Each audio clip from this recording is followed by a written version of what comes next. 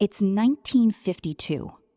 Somewhere in Ohio, before the sun has fully decided to rise, a truck rolls down a gravel road in the blue-gray dark. Not fast. There's no reason to hurry. The driver knows every house. He knows the Holloway family takes 2 quarts of whole and 1 of buttermilk. He knows the Peterson boy leaves the porch light on when they need an extra quart. He lifts the crate without a sound, sets the bottles down with the softest clink, almost gentle, like he doesn't want to wake anybody. The glass is cold and already sweating in the summer air. The cream has settled thick at the top, pale and quiet, beneath a small cardboard cap the color of old linen. He's gone before the kitchen light comes on. And the family inside won't think to thank him, because this is just what Tuesday morning looks like. For millions of American families, the milkman wasn't a novelty. He was just part of the day, as ordinary as the sunrise, as reliable as the mail. But somewhere between the post-war boom and the age of the supermarket, he vanished. No announcement, no farewell. One morning the bottles were there, and eventually they weren't. Most people under 50 have never seen a glass milk bottle on a doorstep. Most couldn't tell you how the delivery system worked, or why it disappeared, or what quietly went with it when it did. So let's go back. 12 stops on a route that most of the country has completely forgotten. Every milkman had a route, and that route was his. He didn't have GPS. He didn't have a delivery app sending him turn-by-turn instructions. He had a clipboard, a hand-drawn map if he was new, and eventually nothing at all, because he'd memorized it. Some routes covered 40, 50, 60 homes before dawn. He knew which houses had dogs. He knew which back porches were slippery in winter. He knew that the widow on Maple Street always left her light on if she wanted him to knock. The route wasn't just geography. It was a relationship, rebuilt every single morning, one cold bottle at a time. No algorithm has ever replicated that. The trucks became iconic without anyone really trying to make them that way.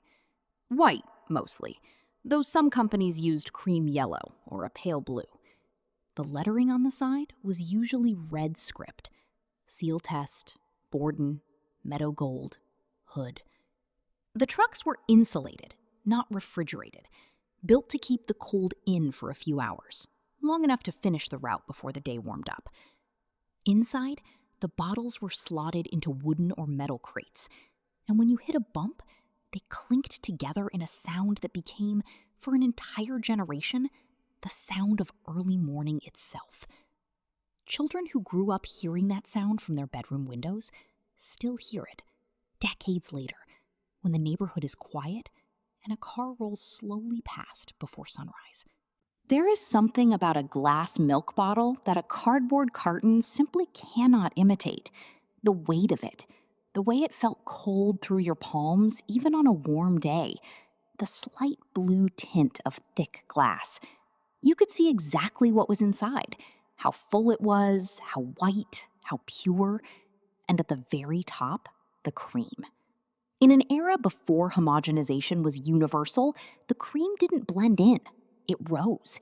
It sat up there in a thick, rich layer, sometimes an inch or more, almost golden in color. Children fought over it. Mothers used it in coffee. It was proof, in a way, that nothing artificial had been done to what you were about to drink. The bottle itself was returned, rinsed, refilled, returned again. The same bottle, back and forth, dozens of times. The word for that now is sustainable. Back then, it was just common sense. And this next one, this is the detail that surprises people most when I mention it. Most folks assume the whole system must have been complicated. It wasn't. It was almost absurdly simple. You left the payment in the empty bottle. That was it. A few coins, sometimes a small folded bill tucked under the cardboard cap of the bottle you'd set back outside. Some families left a handwritten note. Please add 1 extra quart this week. Company coming. No invoice, no app, no subscription portal, no automatic renewal reminder. Just a bottle, a note, a few coins, and the unspoken agreement that both sides would keep their word. What strikes people today isn't just the simplicity of it. It's the trust. You left money on your front porch in a bottle, and it was fine. Because in that system, in that era, it was simply fine. It was called a crown cap, or sometimes just a milk cap, and it was a small circle of cardboard, about the width of a $50, crimped into the lip of the bottle to seal it. Pale cream in color, sometimes printed with the dairy's logo or a small illustration. Children collected them. They used them as game pieces. They traded them like cards. In some neighborhoods, different dairies had different cap colors, and kids knew them all. It cost almost nothing to produce. It sealed a glass bottle well enough to keep the milk fresh and the cream in place overnight. And when you peeled it back, if you did it right, it made a small, satisfying pop. That tiny sound was, for a lot of people, the official start of breakfast. He wasn't a stranger, the milkman. Not really. He might not have been invited in for coffee, though sometimes he was, but he knew things. He knew if the family was expecting a baby, because the order changed. More milk, more cream. He knew if someone had been sick, because the bottles sat uncollected for a day or two. He knew the children by face, and in smaller towns, by name. Some milkmen made a point of checking on elderly customers who lived alone. If the bottles sat there longer than usual, he'd knock. This wasn't in any job description. It was just what a decent person did when their route put them on someone's porch every morning before the rest of the world was awake. Every 4 or 5 of these, I find myself thinking the same thing. It wasn't just the milk. It was the structure around it. The way it quietly held neighborhoods together without anyone making a speech about it. Picture a mother in 1954, housecoat, bare feet on a cold linoleum floor, opening her front door at 6:30 in the morning to find not just milk, but butter, a dozen eggs, and a small glass bottle of orange juice, all arranged neatly in the crate, like someone had thought carefully about her morning before she had. By the 1940s and 1950s, many dairy delivery routes had expanded well beyond milk. Cream, cottage cheese, chocolate milk for the children. A few routes even carried bread or pastries in the later years. The truck had become a kind of rolling general store, arriving in the dark so that everything a family needed for breakfast was already waiting when they came downstairs. No keys, no parking lot, no cart, just the cold porch air and the quiet proof that someone had already been there. There was a man in Guernsey County, Ohio, who drove past the same dairy every morning on his way to school for 12 years. White painted barn, black and white cows standing in the early fog, a hand-lettered sign at the road. Hartley's Fresh Dairy, established 1931. He never thought much about it. It was just there, the way things you rely on are just there. Until one day, it wasn't. Behind every milkman was a local dairy, genuinely local, family-owned, covering a single county or a cluster of towns. The milk was processed close to where it was consumed. The cows were on farms you could name. Borden was the largest national brand, their mascot Elsie the cow printed on bottles across the country. But for most families, the dairy on their bottle had a smaller, quieter name, one that only people within a 20-mile radius would recognize. And that smallness, that rootedness, was part of what made the whole thing feel like it belonged to you. The supermarket didn't arrive overnight, but when it arrived, it was thorough. Through the late 1950s and into the 1960s, large grocery chains began selling milk at a loss, pricing it below what the dairy could afford to offer, to draw customers through the door. It worked. Families who had always bought their milk from the milkman suddenly realized they could pick it up cheaper while they were already shopping. The convenience of one stop won out over the ritual of the daily delivery. The milkman didn't lose because his product got worse. He lost because the system around him changed faster than anyone expected. There's a quiet lesson in that, though it's not a comfortable one. But what comes next? This is the item I keep coming back to. Not because it's dramatic, because it's the opposite of dramatic. Because it's the smallest possible story, and somehow that's exactly why it stays. There's a particular kind of faithfulness that doesn't announce itself, that doesn't ask to be noticed, that just shows up. Imagine a winter morning, the kind where the ice storm came through overnight and turned everything into glass by 4 a.m. The porch railings, the front steps, the gravel drive. Everything sealed under a 1/4 inch of clear ice that caught the first pale light and threw it in every direction. You wake up and think, well, nobody's coming out in this. You pull on your housecoat and make your way to the door anyway, more out of habit than hope. And there they are. 2 glass bottles, sitting exactly where they always sit. Exactly.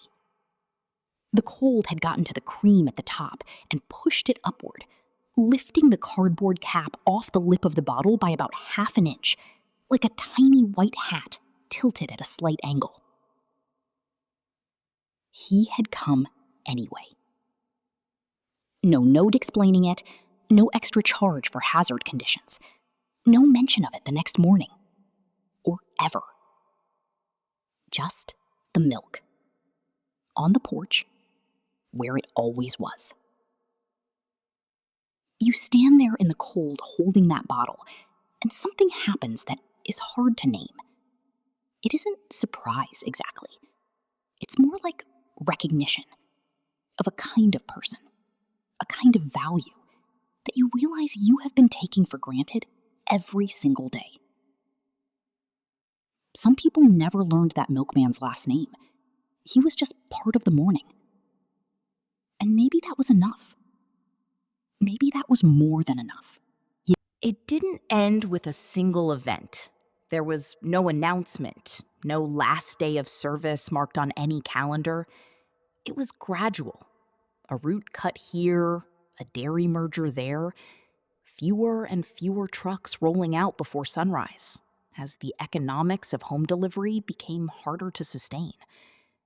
By 1963, roughly 30% of milk sold in the United States was still delivered to homes. By 1975, that number had fallen below 5%. The milkman became, in most of the country, a memory before anyone quite realized he was leaving. That's how a lot of things disappear. Not with a door slamming shut, just with the quiet of a morning when the bottles don't come. And you realize later, much later, that they never will. Here is the thing that is easy to miss if you're only looking at the surface of it. What disappeared wasn't just a delivery system. It wasn't just glass bottles and cold mornings and a man with a route.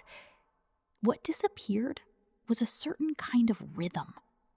The way a day could have a shape to it before you even made your first decision. The way trust could be built in small, repeated gestures, rather than in contracts and receipts.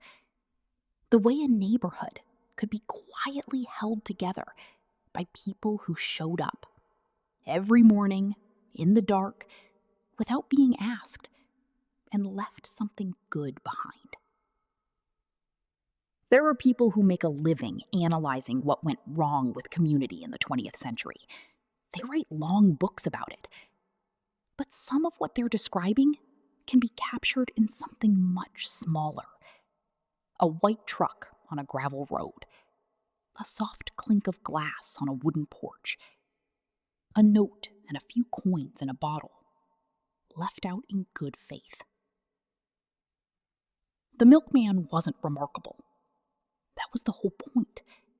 He was just reliable. And reliable, it turns out, is one of the rarest things there is. There's something worth sitting with here. Not sadness, exactly. The world changes, and most of what replaces the old ways has its own honest value. But there are people in your life, maybe you can think of one right now, who show up quietly, without being asked, who do the thing and don't make a fuss about it, who build trust, not through a grand gesture, but through the 10,000 small gestures that nobody writes about. The milkman was never going to be in the newspaper. He was never going to be on television.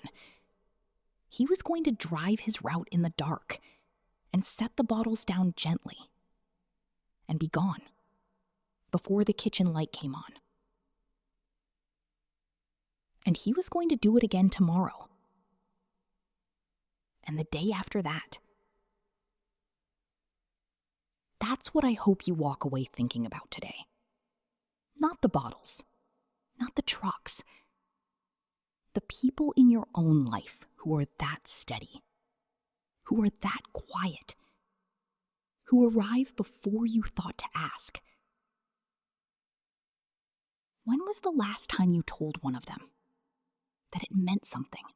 If you grew up with a milkman, or if your parents or grandparents did, I'd love to hear about it in the comments. One specific memory, one small detail, those are the ones that stay. And if this kind of story is what you come here for, the next one is about the corner drugstore soda fountain, the place where a teenager could sit at a counter for an hour on 30 cents and nobody hurried them along.